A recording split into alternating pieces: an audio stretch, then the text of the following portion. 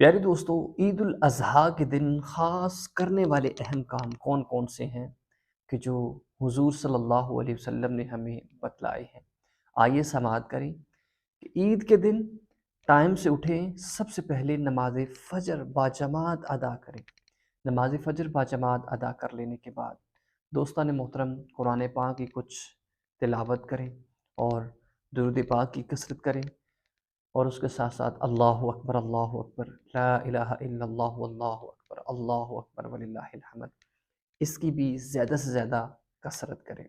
اس کے بعد اپنے گھر کو جائیے، اگر ہو سکے تو کچھ کھا لیجئے، یہ بھی سنت مبارکہ ہے، میٹھا کچھ کھا لیجئے۔ اور اس کے بعد غسل کریں۔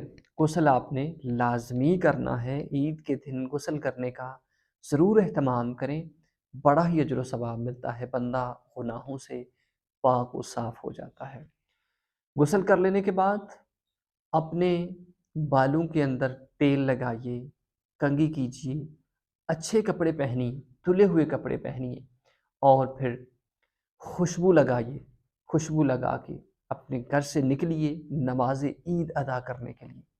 نماز عید ادا کرنے کے لیے جیسے ہی آپ گھر سے نکلتے ہیں، جو راستہ آپ مسجد کے لیے استعمال کرتے ہیں، مختلف متبادل جانے کا اور راستہ ہو، گھر واپس آنے کا اور راستہ اپنائیے۔ یہ بھی سنت مبارکہ ہے کہ راستے کے اندر جتنے اور زیادہ لوگ ملیں گے، آپ ان کو سلام کریں گے، آپ ان سے ملیں گے، اور اتنا ہی زیادہ آپ کو اجر و ثواب ملتا رہے گا۔ کہ زبان کے اوپر جاتے ہوئے آتے ہوئے کیا ہونا چاہیے؟